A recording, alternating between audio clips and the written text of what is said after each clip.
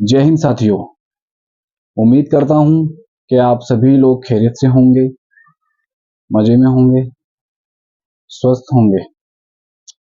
जैसा कि पिछले कुछ दिनों से बिहार के बाद, पहले बिहार में थी वो चर्चा और अब बिहार के बाद देश के अन्य राज्यों में भी अब वो चर्चा शुरू हो चुकी है। चर्चा ही क्या, वो कार्य भी शुरू हो चुका है जिसको हर एक भारतीय को इंतजार था। देश की आज़ादी के बाद हर एक भारत नागरिक का एक सपना था कि हमारा जो लोकतंत्र का अधिकार है वो पारदर्शिता के साथ, निष्पक्षता के साथ उसे मिले। और इसी की एक शुरुआत आज 2025 में की जा चुकी है। मैं किसी पार्टी विशेष का कोई समर्थक नहीं हूँ, केवल जो सरकार के द्वारा जो अभियान शुरू किया गया है इसको आपके सामने निष्पक्षता के साथ पेश करूंगा और उसकी कंप्लीट संपूर्ण रूप से व्याख्या करूंगा कि हमें करना क्या है इस अभियान में। तो SIR तो आप समझ गए होंगे, स्पेशल इंटेंसिव रिवीजन, ठीक है। और ये बिहार में शुरू हुआ था सर्वप्रथम, उसके बाद अब राजस्थान के साथ साथ अन्य राज्यों में भी शुरू किया जा चुका है। यूट्यूब पे मैंने काफ़ी सारे वीडियो देखे हैं, काफ़ी सारे रील्स देखे, इंस्टाग्राम, फेसबुक इत्यादि जो भी प्लेटफॉर्म है, कहीं पर कुछ दिया हुआ है, कुछ जानकारी दी जा रही है, कहीं पर कुछ जानकारी दी जा रही है। मैंने ये जो वीडियो बनाने का मकसद है, आपको जो सही जानकारी, एकदम सटीक और सही जानकारी आप तक पहुंचाने हेतु जो सरकार द्वारा चलाए जा रहे विभिन्न माध्यम हैं, जैसे कि निर्वाचन आयोग की जो वेबसाइट है, निर्वाचन आयोग का जो यूट्यूब पे चैनल है, अन्य जो सरकार द्वारा चलाए जा रहे, उसके माध्यम से इस जानकारी को एकत्रित किया है और उन सभी वीडियो, सभी जानकारी, सभी प्रपत्रों, सभी नोटिफिकेशन, सर्कुलर, इन सभी का एक निचोड़ आपके सामने इस वीडियो के माध्यम से मैं रखना चाह रहा हूँ। तो आप इस वीडियो को ज़्यादा से ज़्यादा लोगों तक शेयर ज़रूर करें, क्योंकि ये वीडियो आपका काम का होने वाला है। तो अब शुरू करते हैं वीडियो को। एक हम सभी लोग ये उम्मीद करते हैं कि जो भारत का लोकतंत्र है और जो भारत की निर्वाचक प्रणाली वो एकदम निष्पक्ष हो। कई कई पार्टियां एक दूसरे पर आरोप लगाती है, हम उसको साइड में रखते हैं, हम किसी का पक्ष विपक्ष नहीं करते। केवल ये है कि जिस तरीके से सामने आने लगा है कि एक व्यक्ति कई जगहों पे अपना नाम मेंशन रखता है, अपना वोटर लिस्ट में नाम जुड़वाए रखता है, वो नाम नहीं कटवाता। तो इस तरीके से खिलवाड़ है हमारे लोकतंत्र के साथ, क्योंकि वो अपने जो वोट डालने का अधिकार है उसका मिसयूज करता है, दुरुपयोग करता है। इसी चीज को समाप्त करने के लिए SIR की शुरुआत की गई है और एक ये काफी अच्छा कदम है। आप लोग इसको कोई NRC का नाम दे रहा है, कोई इसको बोल रहा है कि हमें भारत देश से बाहर निकाला जाएगा, जिसका नाम कट जाएगा उसे बाहर कर दिया जाएगा और जो डिटेंशन सेंटर होते हैं उनमें रखा जाएगा। तो ऐसा कुछ नहीं होने वाला है। ये केवल एक जांच पड़ताल हो रही है आपके दस्तावेज की, आपके मूल निवास होने की। क्या आप भारत में यदि वोट डाल रहे हैं तो वो आप फर्जी वोट तो नहीं डाल रहे हैं, आपके पूर्वज इस देश के अंदर नागरिक है या नहीं, आपका जन्म देश में हुआ कि नहीं हुआ, उस चीज को आइडेंटिफाई करने के लिए ही इस SIR को शुरू किया गया है। तो SIR के अंदर 3 कैटेगरी बनाई गई है जिनको इसके अंदर अपनी भूमिका निभानी है। तो सबसे पहले हम शुरू करते हैं जिनका जन्म 1 जनवरी 1987 से लेकर 2 दिसंबर 2004 के मध्य हुआ है। सॉरी, एक बार मैं तारीख इसको दोबारा बता देता हूँ।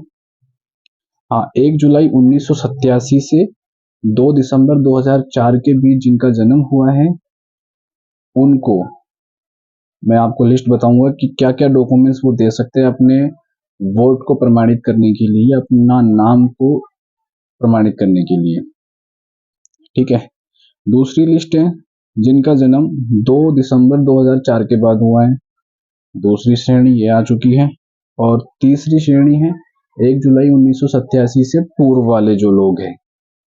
यदि हम शुरू से शुरुआत करते हैं पूर्व की 1987 से जो पूर्व के लोग हैं उनकी बात कर लेते हैं।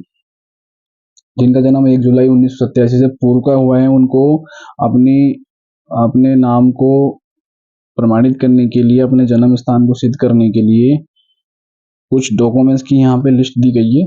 13 तरह के डॉक्यूमेंट्स यहाँ बताए गए हमें कि किसी केंद्रीय सरकार, राज्य सरकार, पीएसयू के नियमित कर्मचारी पेंशन भोगी जारी कोई पहचान पत्र, पेंशन संदाय आदेश। अब इसमें देख लीजिए, इसका साधारण शब्दों में हम मतलब समझा देते हैं आपको। कोई भी सरकार, चाहे केंद्रीय सरकार हो चाहे राज्य सरकार हो, उसका कोई पहचान पत्र, यदि वो पेंशन ले रहा है, जैसे रिटायरमेंट होने के बाद उसकी पेंशन आती है, या तो वो उसका वो डायरी संलग्न कर सकता है, या पेंशन पीपीओ की स्लिप होती है वो भी सबमिट कर सकता है। ये एक तरीके से कर्मचारियों की बात की गई है, सरकारी कर्मचारियों की, केंद्रीय चाहे राज्य या पीएसयू या पेंशन भोगी। तो ये तो शायद कुछ लोग ही हो सकते हैं देश में। दूसरे की बात कर लेते हैं। भारत में 1 जुलाई 1987 से पूर्व सरकारी, स्थानीय प्राधिकारियों, बैंकों, डाकघर, एलआईसी, पीएसयू द्वारा जारी कोई पहचान पत्र या प्रमाण पत्र, दस्तावेज। अब देखिए, इसका भी साधारण शब्दों में हम ये देख लेते हैं कि 1987 से पूर्व किसी व्यक्ति ने एलआईसी के अंदर अपनी पॉलिसी करवाई होगी, तो उस पॉलिसी को भी इसका आधार बनाया जा सकता है। बैंक में उसने कोई एफडी, कोई अकाउंट खुलवाया होगा, डाकघर में कोई बचत पेंशन योजना का कोई अकाउंट खुलवाया होगा, तो वो इसमें लगा सकता है डॉक्यूमेंट्स। तीसरा डॉक्यूमेंट्स, सक्षम प्राधिकारी द्वारा जारी जन्म प्रमाण पत्र। ग्रामीण क्षेत्रों में जो नगर निकाय, जो अपने परिषदें होती है, पालिकाएं होती है या पंचायतें होती है, वहां से सक्षम अधिकारी जो होता है, बीडीओ, सरपंच, ये जन्म प्रमाण पत्र जारी करते हैं। ठीक है। शहरी क्षेत्रों में नगर निगम होते हैं, तो नगर निगम के अंदर रजिस्ट्रार होते हैं, इनके द्वारा जारी जन्म प्रमाण पत्र जो कि ऑथेंटिक होना चाहिए, ऑनलाइन उसका डेटा दिखना चाहिए। पिछले टाइम पर ऑफलाइन भी होते थे, तो वो भी अलाउ है, वो भी आप लगा सकते हैं। जन्म प्रमाण पत्र, बर्थ सर्टिफिकेट, कई लोग जन्म पत्री के नाम से भी इसको जानते हैं। ठीक है। तीसरा ये हो गया। चौथे की हम बात करें तो पासपोर्ट। पासपोर्ट एक ऐसा डॉक्यूमेंट है जिसे बनवाने के लिए पुलिस इन्वेस्टिगेशन होता है, यानी कि पुलिस सत्यापन किया जाता है। तो क्योंकि कभी भी कोई व्यक्ति क्राइम करता है तो उसका डेटा थाने में दर्ज हो जाता है हमारा, तो एक पासपोर्ट भी एक ऑथेंटिकेट प्रूफ है, तो उसको भी हम इसके अंदर दे सकते हैं। पांचवा है मान्यता प्राप्त बोर्ड विश्वविद्यालयों द्वारा जारी मैट्रिक पास की प्रमाण पत्र। ठीक है। मैट्रिक से मतलब होता है 10वीं पास, 10th पास। तो कोई भी बोर्ड हो, जैसे राजस्थान बोर्ड हो गया, सीबीएसई बोर्ड हो गया, हरियाणा बोर्ड, उत्तर प्रदेश बोर्ड, तो इनसे जारी जो मार्कशीट्स होती है, रिजल्ट होता है 10th क्लास का, वो भी आप इसमें लगा सकते हैं। ये भी एक डॉक्यूमेंट्स है आपका कि आप भारत में जन्मे हैं और आपने अपनी शिक्षा भारत के किसी विश्वविद्यालय या किसी बोर्ड से प्राप्त की है, किसी स्कूल से प्राप्त की है, तो ये भी एक डॉक्यूमेंट्स है, आप इसमें लगा सकते हैं। 7th है इसमें, 6th है इसमें, सक्षम राज्य प्राधिकारी द्वारा जारी स्थायी निवास प्रमाण पत्र। यदि हर स्टेट का एक नियम होता है, जो रिवेन्यू डिपार्टमेंट होता है, रिवेन्यू विभाग होता है, जिसे हम राजस्व विभाग कहते हैं, जिसका जो होता है तहसील स्तर पे तहसीलदार होता है, वो एक प्रमाण पत्र जारी करता है, जिसको निवास प्रमाण पत्र या मूल निवास प्रमाण पत्र, बोनाफाइड सर्टिफिकेट के नाम से भी हम जानते हैं। तो ये भी एक आपका डॉक्यूमेंट है सफिशिएंट। 7th की हम बात करें, वन अधिकार प्रमाण पत्र। ये वन अधिकार प्रमाण पत्र शायद हो सकता है कि आप किसी वन में निवास करते हो, उस उस वन में आपने, हो सकता है आप आदिवासी क्षेत्र से हो या किसी जनजातीय क्षेत्र से हो, तो ये प्रमाण पत्र उन लोगों के पास होता है। 8 की अगर हम बात करें, पॉइंट नंबर 8वां, सक्षम प्राधिकारी द्वारा जारी किया गया अन्य पिछड़ा वर्ग, अनुसूचित जाति, अनुसूचित जनजाति, यानी कि ओबीसी का सर्टिफिकेट, एससी का सर्टिफिकेट और एसटी का सर्टिफिकेट, ये भी एक वैलिड डॉक्यूमेंट्स है आपको अपना वोटर लिस्ट में नाम सिद्ध करने के लिए, अपना जन्म स्थान को सिद्ध करने वाला। क्योंकि ये भी जाति प्रमाण पत्र जो होता है वो घर में किसी के रेफरेंस से बनता है, या कोई पट्टा वगैरह जिसमें हमारी जाति लिखी हुई हो, अंकित हो, उससे भी ये प्रमाण पत्र बन जाता है। तो जाति प्रमाण पत्र भी बहुत जाने माने वाला डॉक्यूमेंट्स है इसके लिए। और 9वां है राष्ट्रीय नागरिक रजिस्टर। हाँ, ये शायद एनआरसी है ये। हाँ, एनआरसी का है ये, राष्ट्रीय नागरिक रजिस्टर, यानी नेशनल सिटीजनशिप रजिस्टर में यदि आपका नाम है तो वो भी आप उसका प्रमाण पत्र लगाते। हालांकि अभी किसी के पास होगा नहीं है डॉक्यूमेंट्स, क्योंकि ये एक तरीके से गवर्नमेंट के पास ही होता है। अब कई लोगों को नागरिकता का दस्तावेज प्राप्त करना होता है तो वो जिला कलेक्टर कार्यालय में भी इसके लिए अपील कर सकते हैं, आवेदन कर सकते हैं कि मुझे मेरा नाम जो है एनआरसी के अंदर चेक करवाना है कि है या नहीं है। तो वो चीज़ अभी देख सकते हैं आप इधर, ये भी ठीक है। और 10वां नंबर है राज्य स्थानीय प्राधिकारों द्वारा तैयार किया गया परिवार रजिस्टर। कोई ऐसा रजिस्टर होता है जिनमें आपके परिवार की सूची लिखी हुई होती है, तो ये भी हर किसी के पास नहीं मिलता। और सरकार द्वारा जारी कोई भूमि गृह आवंटन प्रमाण पत्र, यदि आपने मान लीजिए कोई सरकार से कोई भूमि खरीदी है, जैसे कि कई सारी योजनाएं निकलती है हाउसिंग बोर्ड वगैरह की, उसमें आपका नंबर आ जाता है, क्योंकि वो भूमि भी हर किसी को नहीं मिलती। मान लीजिए कोई बाहर से आके लेना चाह रहा है तो वो नहीं ले सकता है, और केवल देश का निवासी ही उस भूमि को खरीद सकता है। तो ऐसा कोई गृह आवंटन प्रमाण पत्र, अलॉटमेंट लेटर, जैसे कि कच्ची बस्तियों के अंदर जब कच्ची बस्ती का कब्जा पा लेते हैं वो व्यक्ति, तो नगर निगम द्वारा उसका सर्वे करने के बाद एक आवंटन पत्र दिया जाता है, तो वो भी एक वैलिड डॉक्यूमेंट्स है आपका। और आधार के लिए आयोग के पत्र संख्या 23/2025 दिनांक 9/9/2025 के तहत जारी निर्देश लागू होंगे। आधार के लिए भी कुछ चीजें इन्होंने बताई गई है कि आधार को भी ये लागू करेंगे, पर कुछ नियम और शर्तों के साथ। तो वो 9 सितंबर का कोई नियम है उसके तहत होगा, पर वो नियम अभी मैं इसमें है नहीं, तो मैं आपको नेक्स्ट वीडियो में बता दूंगा क्या नियम है वो।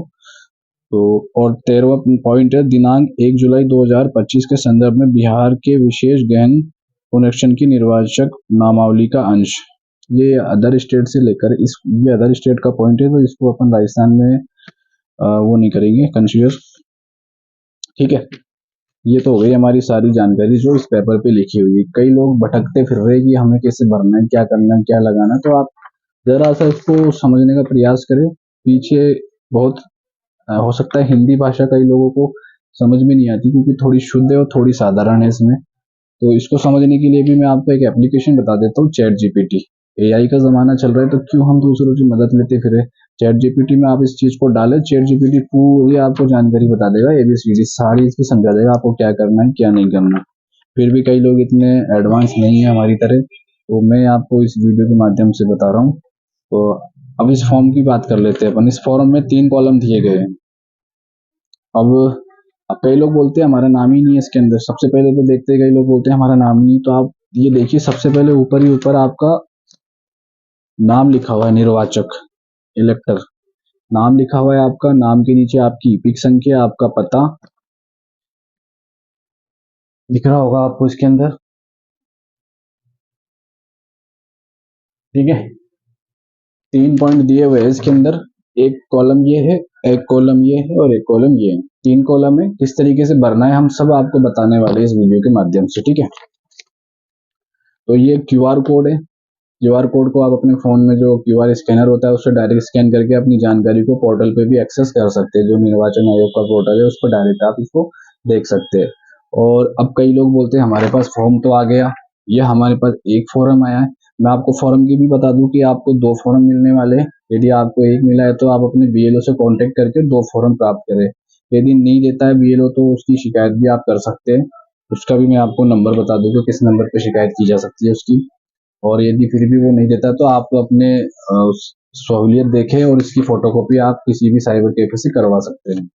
3-4 जो भी कराना चाहे आप, कोई इशू नहीं है। ठीक है, अब ये बात हो गई हमारी डिटेल्स की, हमारी विधानसभा, हमारी क्रम संख्या और हमारी विधानसभा या हमारा संसद निर्वाचन क्षेत्र इस तरीके से आ गई। अब कई जो राज्य है उसके अंदर, उसमें जो विधानसभा है उनका पहले कुछ और नाम हुआ करता था। बाद में जब उनका दोबारा सीमांकन हुआ, जब जनगणना हुई, तो उसके हिसाब से विधानसभा का नाम, विधानसभा का दायरा भी चेंज हो गया। अब जैसे कि हमारे क्षेत्र की बात कर लेते हैं, मैं आदर्श नगर विधानसभा जयपुर का निवासी हूँ। पहले हमारी जो क्षेत्र एमडी रोड का जो इलाका था वो बनी पार्क में भी आता था, कुछ क्षेत्र बनी पार्क में आता था, कुछ क्षेत्र जोरी बाजार में आता था। तो कई लोग वेबसाइट पे जाके आदर्श नगर में खुद का नाम खोज रहे हैं, हालांकि वो 2002 की लिस्ट नहीं थी, वो कोई 25 की लिस्ट में खोज रहे थे, तो उसमें नहीं मिलेगा उनको नाम। तो 2002 की लिस्ट के अंदर जोगी बाजार विधानसभा सिलेक्ट करके आप अपने गली एड्रेस के हिसाब से उसमें अपना नाम, अपने पूर्वजों का नाम देख सकते हैं। सबके लिए स्वतंत्र तरीके से पोर्टल खुला हुआ है, एक्सेस करना बहुत ही ईजी है। हो सकता है कभी कभी साइट भी नहीं चलती, तो आप देख सकते हैं आराम से, कोई इशू नहीं है। अब इसको भरने का तरीका बता देते हैं आपको कैसे भरना है। सबसे ज्यादा प्रॉब्लम इसी चीज में आ रही है, और मैं तो ये समझ रहा हूँ ये चीज ऑफलाइन करनी नहीं चाहिए थी गवर्नमेंट को। मेरा तो एक पॉइंट ये भी है कि इस चीज को गवर्नमेंट को ऑफलाइन नहीं करना चाहिए था। कई लोग भारत के अंदर लगभग 40% आबादी जो है अभी भी साक्षर है, जिनको लिखना पढ़ना नहीं आता। साइन करने के अलावा उनको लिखना पढ़ना नहीं आता, कईयों को साइन करने भी नहीं आते। तो ये चीज डोर टू डोर होनी चाहिए थी। जैसे कि बीएलओ आपके घर जाएगा, आपके ऑनलाइन आपके सारे काम करेगा वो। अब मान लीजिए ये फॉर्म आपने दे दिया, भरा, कुछ नहीं भरा, और निश्चिंत हो गई कि आपने अपना फॉर्म दे दिया और आपका नाम वोटर लिस्ट में से नहीं हटाया जाएगा। लेकिन ऐसा हो भी सकता है कि आपका नाम हटाया जाए और नहीं भी हटाया जाए। तो मेरा एक गवर्नमेंट को यही सुझाव है कि इस चीज को पूरी तरीके से ऑनलाइन किया जाता, और घर घर जाके बीएलओ वन बाय वन एक एक मेंबर का लेता, चाहे उसमें चाहे 6 महीने लग जाते, चाहे 1 साल लग जाता, लेकिन ये काम शिकायतों वाला रहेगा। आपका काम, आपका पूरा प्लान मुझे लगता है 10% से ज्यादा सफल नहीं होने वाला, क्योंकि 90% फार्म हमेशा गलत होते हैं और उनमें आपत्तियां आती ही आती हैं। फिर भी कई समाज सेवक, कई नेता वगैरह इस काम को करवा रहे बड़ी शिद्दत से। मैं उनको धन्यवाद देता हूँ कि आप इस घड़ी में उन लोगों के काम आए और उनकी सहायता करें। तो मैं इसमें आपको कैसे भरना है इस फॉर्म को बता देता हूँ।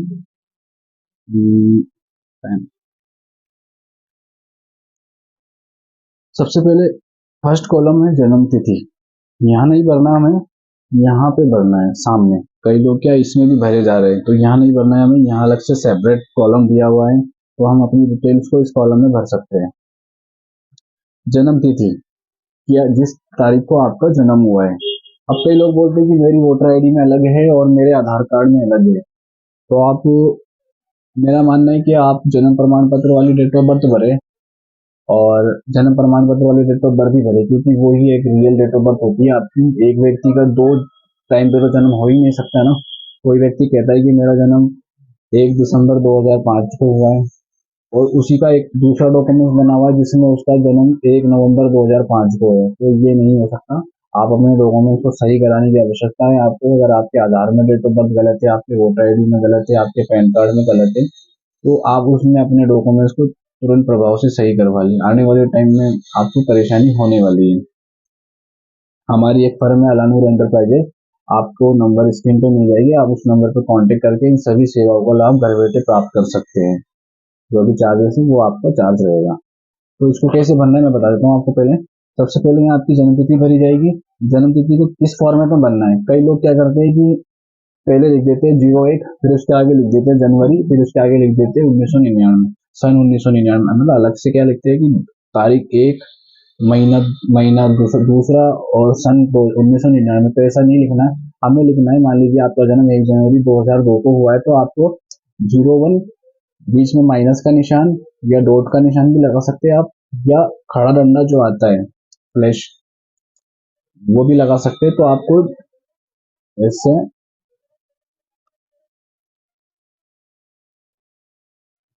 ठीक इस टाइप से भरेगी, बीच में 01/01/2000 ऐसे, ठीक है।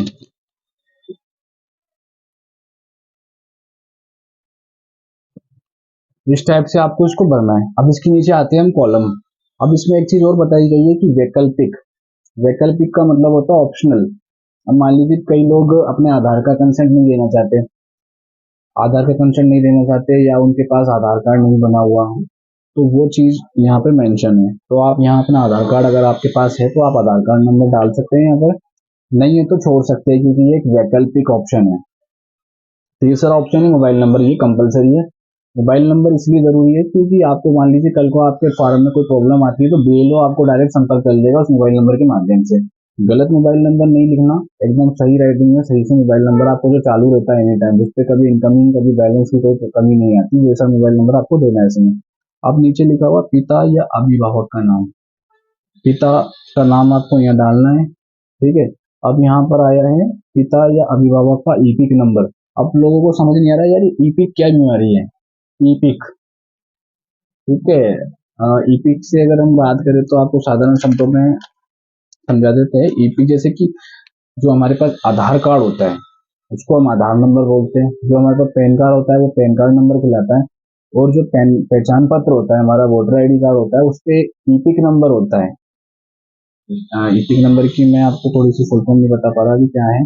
बाकी ईपिक नंबर हमारे वोटर आईडी कार्ड पे मेंशन होता है, जैसे कि ये मेरे पास एक वोटर आईडी कार्ड है, इस पे एक फोटो उसके जस्ट ऊपर ईपिक नंबर लिखा हुआ है RJ/06/042 ऐसे। ठीक है, तो ये ईपिक नंबर आपका हो गया। तो ईपिक नंबर को लेके ज्यादा ज्यादा आप वो ना हो, तो यहाँ आपको अपना ईपिक नंबर, यहाँ आपके फादर का ईपिक नंबर मेंशन होगा, अभिभावक या पिता का। यदि इसमें भी यह चीज बताई गई है यदि उपलब्ध हो, मान लीजिए जो मैं अभी 2003 की वोटर की लिस्ट देख रहा था, 2002 में सर्वे हुआ और 2003 में लिस्ट प्रकाशित हुई, तो 2002 या 2003 में जब बोलूँ तो आप उसको 2002 ही समझे, कंफ्यूज ना हो कि 2003 की लिस्ट मांग रहे हो, आप बता रहे हो 2002 की चल रही चर्चा में, कंफ्यूज ना हो, एक ही बात है वो।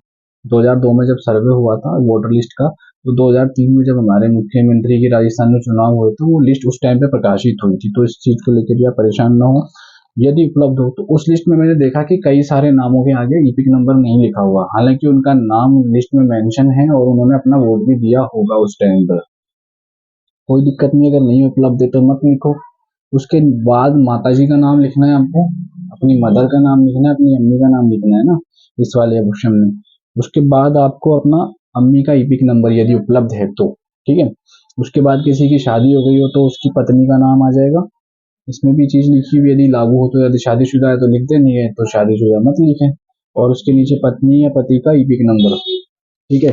ये ऑप्शन सबको भरना ही भरना है 100%, चाहे उसका जन्म 1987 से पहले हुआ हो, चाहे 87 के बाद हुआ हो, चाहे 2005 पांच के बाद हुआ हो, चाहे 2004 से पहले हुआ हो, कोई भी एज एज लिमिट का बंदा हो वो इस कॉलम को भरेगा ही भरेगा 100% पूरा। ठीक है, अब इसके बाद ऊपर एक फोटो के पास एक जगह लिखी, जगह फोटो चिपकाए। फोटो चिपकाए का मतलब है कि आपके पास आपका लेटेस्ट फोटो होना चाहिए व्हाइट बैकग्राउंड के साथ में, जिसका बैकग्राउंड व्हाइट हो और फोटो आपकी कलर में हो, तो वो फोटो आपको लेटेस्ट चिपकाना है। आप पुराना फोटो ना चिपकाए, क्योंकि आप एसआईआर में अपना फॉर्म दे रहे हैं, क्योंकि एसआईआर में आइडेंटिफिकेशन आपको नए फोटो के आधार पर ही किया जाएगा, तो आप अपना नया फोटो खिंचवा ले।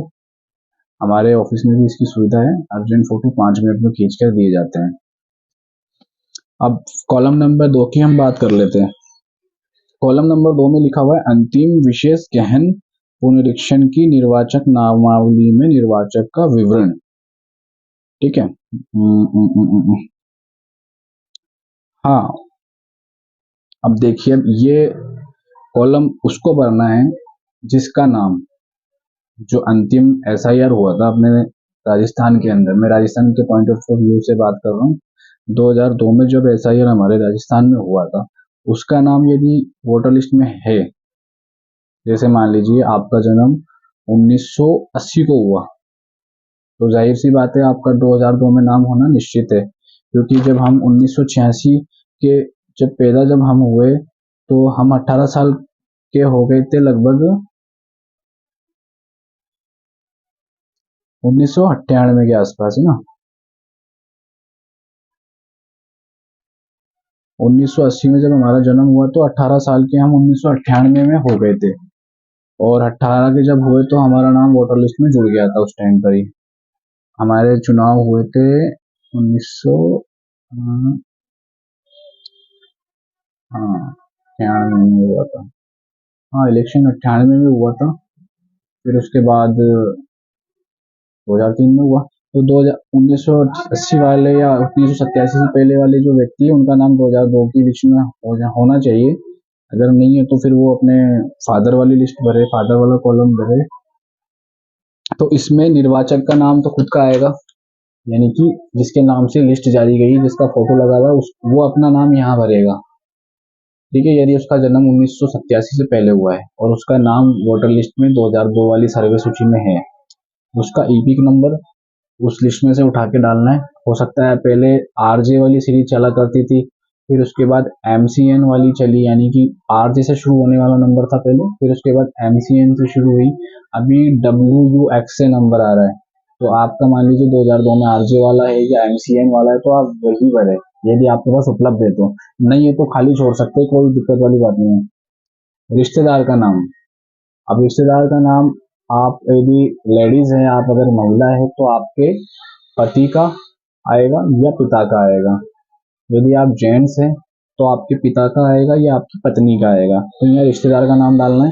उसके नीचे रिश्ते का नाम, यानी इससे आपका क्या रिलेशन है।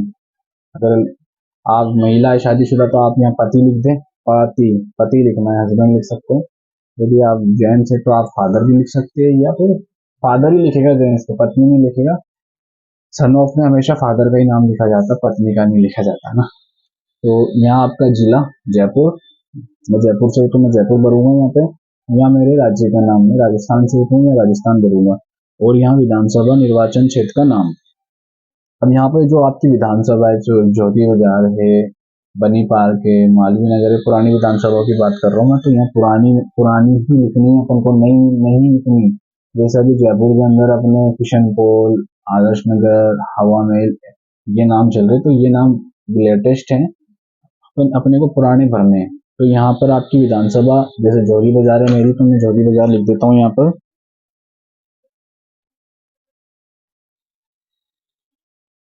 ठीक है, यहाँ मैंने जोगी बाजार भर दिया है। अब नीचे और 3 कॉलम दिए हुए हैं। पहला लिखा हुआ विधानसभा निर्वाचन क्षेत्र की संख्या। अब जो अपनी विधानसभाएं होती है उसको एक कोड से कोडिफाई किया जाता है, कोड से दर्शाया जाता है। जैसे अभी आदर्श नगर का जो कोड है वो 53 है, लेकिन इसी क्षेत्र में जब पहले की बात करें जोगी बाजार की, तो उस टाइम पर 42 हुआ करता था कोड। तो आप यहाँ, अगर आपको मालूम नहीं तो आप लिस्ट में देख सकते हैं, लिस्ट में बकायदा ऊपर लिखा हुआ है आपका क्या कोड है। तो यहाँ पर हमारी जोगी बाजार का कोड था 42, तो हम यहाँ पे 42 लिख देंगे। ठीक है, और अब भाग संख्या की बात कर लेते हैं। अभी आदर्श नगर के अंदर अगर अपन बात करें तो लगभग 200 कुछ भाग संख्या है, और उसमें हमारा नाम वगैरह भी है। ठीक है, ठीक है, और यहाँ पर भाग संख्या लिखनी है पुरानी वाली। जैसे कि आदर्श नगर की पहले जोगी बाजार था हमारा, एमबी रोड का एरिया जोगी बाजार में आता था, तो उस टाइम पर 63 थी मेरे एरिया की, जहाँ मैं रहता हूँ वहाँ की 63 थी, तो वो यहाँ भरना है।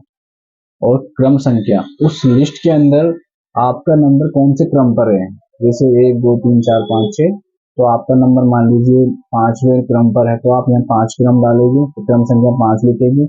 आपका 50 पर है तो आप क्रम संख्या 50 लिखेगी। लिस्ट के हिसाब से ही लिखना है आपको इसके अंदर, आपको यहाँ पर कोई ऐसे उठा के नहीं डालना कोई भी नंबर। आप बकायदा लिस्ट इसकी वेबसाइट से प्राप्त कर सकते हैं, या आप हमारे यहाँ से भी प्राप्त कर सकते हैं, या वीडियो से भी प्राप्त कर सकते हैं। ठीक है, ये कॉलम हो गया जिसका जन्म 1987 के पहले का हुआ। मैं 1987 की बात का हूँ, तो मैं यहाँ पे थोड़ा सा मैंने लिख दिया, ताकि ये कॉलम हमें नहीं भरना है, ये कॉलम हम यहाँ से काट देते हैं। ठीक है, अब इस कॉलम की बात करते हैं। उस रिश्तेदार का विवरण जिसका नाम पिछले कॉलम में दिया गया है, अंतिम विशेष पुनरीक्षण के अनुसार। मान लीजिए आपके दादा, आपकी दादी, आपके माता, आपके पिता, जो कि 2002 की लिस्ट में उनका नाम था, आपका नहीं था, आपके दादा दादी या माता पिता का था, उनकी जानकारी आपको यहाँ मेंशन करनी है। ठीक है ना, ये चीज आप समझ लें, या उनका नाम या उनका ईपिक नंबर, रिश्तेदार का नाम। ठीक है, रिश्तेदार का नाम मतलब आपके, जैसे आप मान लीजिए अपने फादर का नाम लिख रहे हैं, तो फादर के फादर का नाम लिखना है आपको रिश्तेदार के नाम में, और रिश्तेदार के रिश्ते का नाम उनके फादर का, दादा का। ठीक है, क्योंकि पूरी चीजें आएगी ना जानकारी। आप मान लीजिए आपका नाम, मेरा नाम शाहबाज, ठीक है, सन ऑफ मोहम्मद उमर, तो मेरे मेरा नाम 2002 की लिस्ट में है, एक एग्जाम्पल है, तो मेरा नाम सबसे ऊपर आएगा, उसके बाद मेरे फादर का नाम आएगा। अब मान लीजिए एक नाम से 10 लोग होते हैं, तो उनको आइडेंटिफाई किस तरीके से करा जाता है, फादर के नाम के हिसाब से या एड्रेस के हिसाब से। तो यहाँ पे उनका नाम, उनके फादर का नाम, उनका एपिक नंबर, उनके जिला, उनका राजस्थान, वो किसी भी स्टेट से हो सकते हैं। मान लीजिए आपके पूर्वज, आपके दादा या आपके पापा गुजरात से हैं और आप राजस्थान में आके अपना नाम जुड़वा लिया आपने और आपका वेरिफिकेशन चल रहा है, तो आप गुजरात से वोटर लिस्ट मंगवाइए और उस वोटर लिस्ट की डिटेल यहाँ फिल करेंगे, है ना। और उस विधानसभा, जिस विधानसभा में आपके दादा या आपके पापा का नाम था, वो चीज़ यहाँ मेंशन करेंगे आप।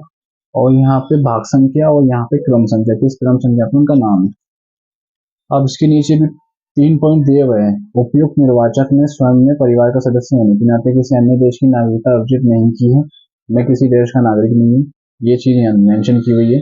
और मैं निर्वाचक नावली में शामिल होने के लिए आवेदन कर रहा हूँ और ऊपर उल्लेखित नाम मेरे परिवार के सदस्य होने के नाते किसी अन्य विधानसभा निर्वाचन क्षेत्र में शामिल भी नहीं है। यानी मेरा नाम जो है ना, केवल आपके क्षेत्र के लिस्ट में है या जुड़वाने के लिए मैं आवेदन कर रहा हूँ। किसी अन्य विधानसभा, किसी अन्य संसदीय क्षेत्र की निर्वाचक नामावली में मेरा नाम नहीं लिखा हुआ है। ये चीज हम डिक्लेयर कर रहे हैं, घोषणा कर रहे हैं इस चीज की हम यहाँ पे। मुझे ज्ञान है कि इस आवेदन के संबंध में उपयोग, कथन या घोषणा करना जो मिथ्या है और उसके मिथ्या होने का मुझे ज्ञान और विश्वास है, जिसकी सत्य होने का मैं विश्वास नहीं करता हूँ। लोक प्रतिनिधित्व अधिनियम 1950 का 43 की धारा 31 के अधीन कारावास से जिसकी अवधि 1 वर्ष की हो सकेगी या जुर्माने से दोनों संबंधित। इसमें यदि आप कोई मिथ्या इन्फॉर्मेशन, मिथ्या जानकारी, अगर कोई फाल्स जानकारी आपको प्रोवाइड करते हो, मान लीजिए कई लोग किसी और की डिटेल उठा के भर देते हैं यहाँ पर कि ये मेरा दादा, ये मेरे पापा, ये ही, तो ऐसा नहीं करना है हमारे को।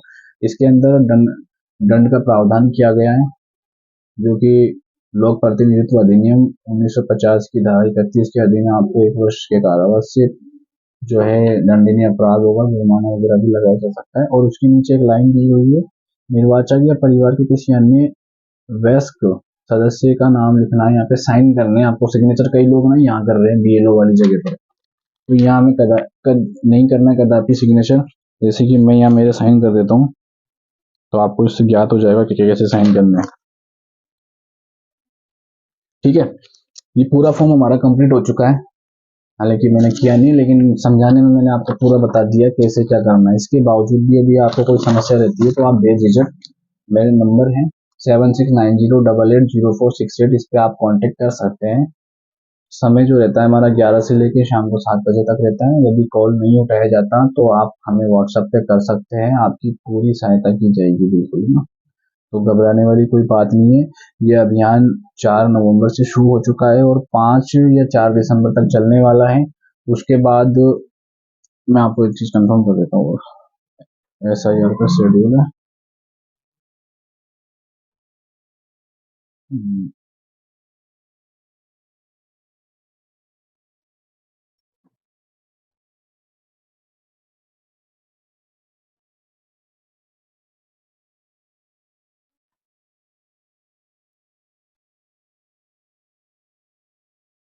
SIR का जो टाइम फ्रेम है वो मैं आपको बता देता हूँ।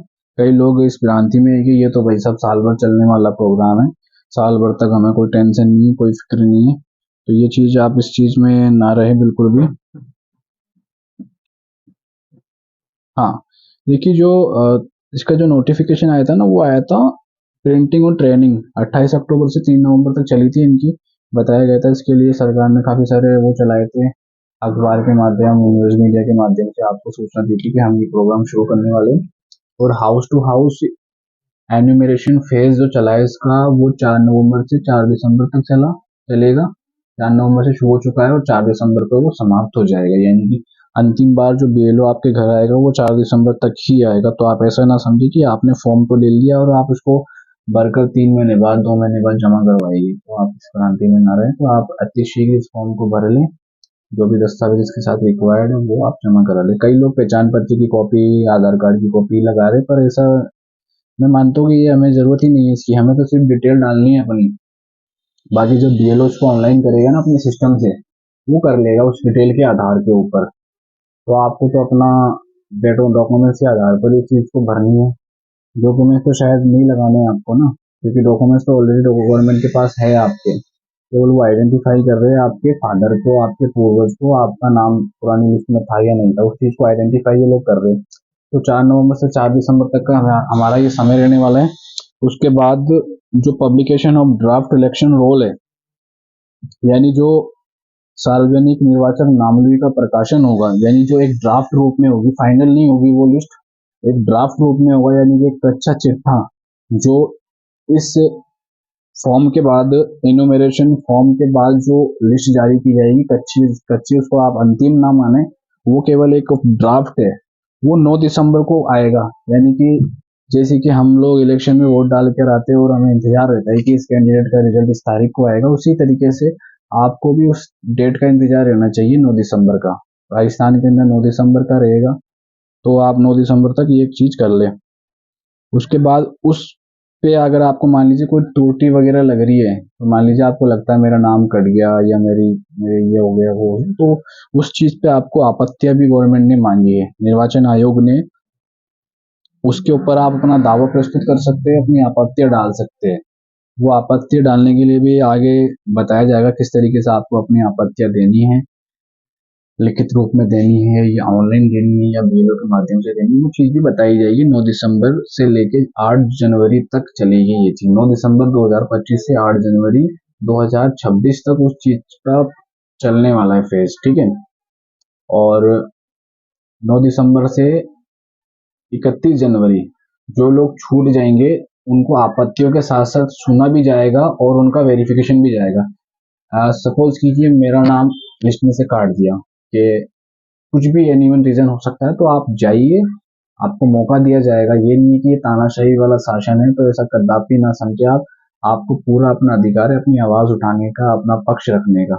तो 9 दिसंबर से लेके 9 दिसंबर 2025 से 31 जनवरी तक आपको सुना जाएगा, आपका वेरिफिकेशन किया जाएगा। यदि किसी भी कारणों से आपका नाम हटा दिया जाता है, कुछ भी कर दिया जाता है, ठीक है, 31 जनवरी के बाद फिर हमें इंतजार करना है 7 फरवरी 2026 का, जब publication of final electoral rolls आएगा, यानी कि फाइनल निर्वाचक नामावली का जब प्रकाशन किया जाएगा, वो 7 फरवरी को किया जाएगा।